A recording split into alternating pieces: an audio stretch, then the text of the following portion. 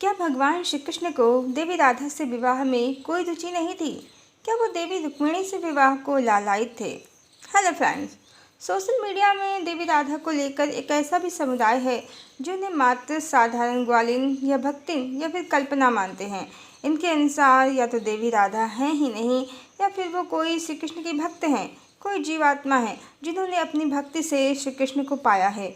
और देवी रुक्मिणी लक्ष्मी का अवतार हैं और श्री कृष्ण ने उनसे प्रेम विवाह किया है। इसके लिए वो महाभारत ग्रंथ का भी हवाला देते हैं कि उसमें देवी राधा का कोई उल्लेख नहीं है।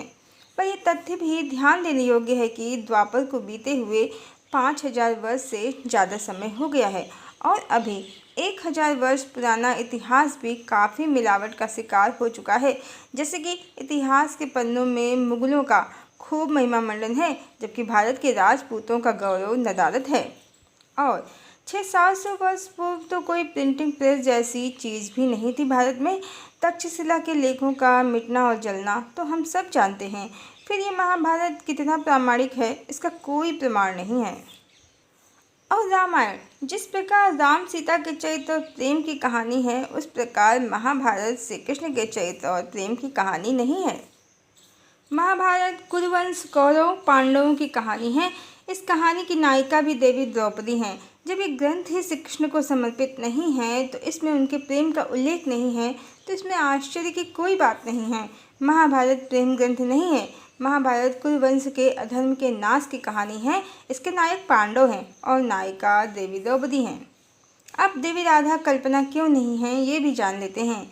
क्योंकि आदि शंकराचार्य ने जगन्नाथ अष्टकम में देवी राधा को श्री कृष्ण को सुख देने वाला सरोवर कहा है और अच्युताष्टकम में श्री कृष्ण को उन्होंने देवी राधा से आराधित बताया है।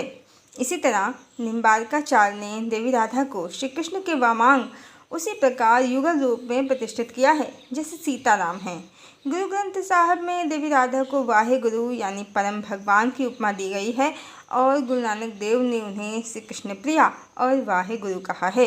इसके अतिरिक्त सूरदास, रसखान, हरिदास, कृष्णदास, इन सब की वो स्वामिनी हैं। इनके अनुसार वो इनके स्वामी श्री कृष्ण की पत्नी हैं। और गोस्वामी तुलसीदास भी इसी बात का समर्थन करते हैं कृष्ण गीतावली और विनय पत्रिका में।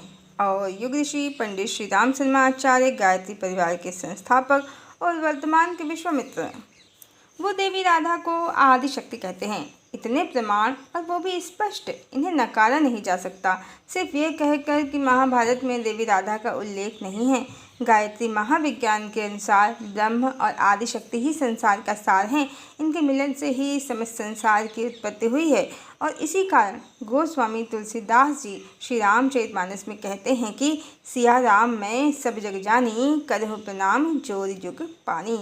उनके अनुसार सीता जगदम्बा हैं, आदि शक्ति हैं, और राम परम ब्रह्म हैं और सारा संसार इन्हीं की संतान है। श्रीमद् भगवद गीता में स्वयं भगवान ने भी यही कहा है, सर्वयोनिषु कौन्तेया मूर्तया संभवन्तिया तासाम ब्रह्म महद्योनि रहम बीज प्रदा पिता।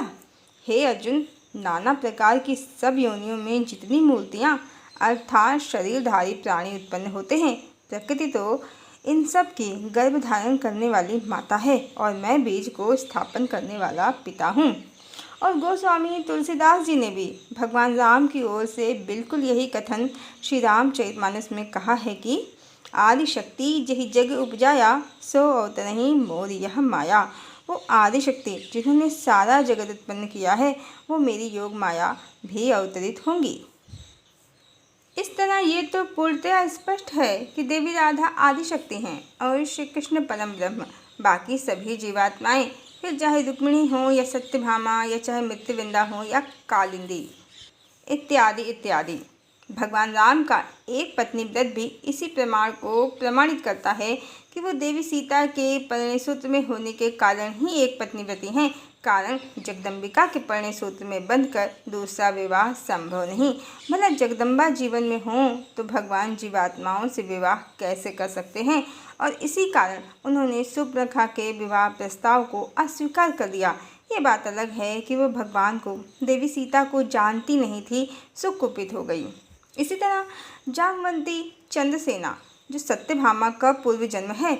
और ऐसी अनेकों स्त्रियां भगवान राम पर मोहित हो गईं और उनसे विवाह करने को लालायित हो गईं। पर भगवान के एक पत्नी व्रत के कारण, जगदम्बा के परिणय में होने के कारण इनकी इच्छा त्रेता में पूर्ण नहीं हो पाई और यही इनकी इच्छा द्वापर में श्री कृष्ण अवतार में पूर्ण हुई। जब विधाता ने अपनी सनातन अर्धांगिनी से प्रेम तो किया, पर कहानी ऊपर से ही, उस लोक से ही ऐसी लिखी गई कि वह उन्हें प्राप्त ही नहीं हो पाई और श्री कृष्ण विवश प्रेमी बनकर रह गए।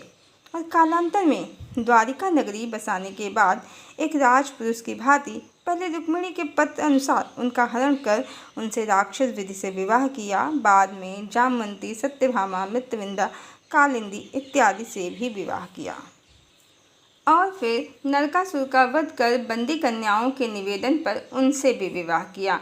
इस बार भगवान राम की तरह उन्होंने किसी का भी आग्रह अस्वीकार नहीं किया, पर ज़्यादातर सभी विवाहों का आधार युद्ध और विवाद ही रहा। श्री कृष्ण की बारात किसी के द्वारे नहीं आई। समस्त वैदिक रीतियों का पालन किसी भी विवाह में नहीं हुआ, जो इस बात का प्रमाण है कि मात्र इन जीवात्माओं की इच्छा पूर्ति हेतु भगवान को ये विवाह करने पड़े। अन्यथा जब त्रेता में उनका जगदम्बा से विवाह हुआ है तो पूर्ण विधि विधान, शुभ मंगल शकुन माता पिता के आशीर्वाद से हुआ है। देवी रुक्मिणी तो अपने विवाह में अपने माता पिता का आशीर्वाद भी नहीं प्राप्त कर पाईं। शुभ मंगल शकुन तो दूर की बात है, बल्कि युद्ध और रक्तपात खूब हुआ है रुक्मिणी के विवाह में।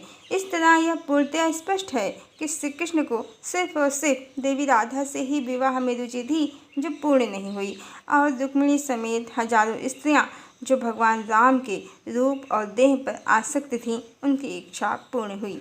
इन आसक्त जीवात्माओं की इच्छा पूर्ण करने के लिए भगवान ने अपनी सनातन अर्धांगिनी से विरह सहन किया और कलयुगी ज्ञानियों और कलयुगी ग्रंथों ने उन्हें ही भक्त गोपी या काल्पनिक बना दिया और इन श्री कृष्ण की पत्नियों को श्रीदेवी, भूदेवी इत्यादि इत्यादि बना दिया। यही कलयुग की महिमा है। हरिओम।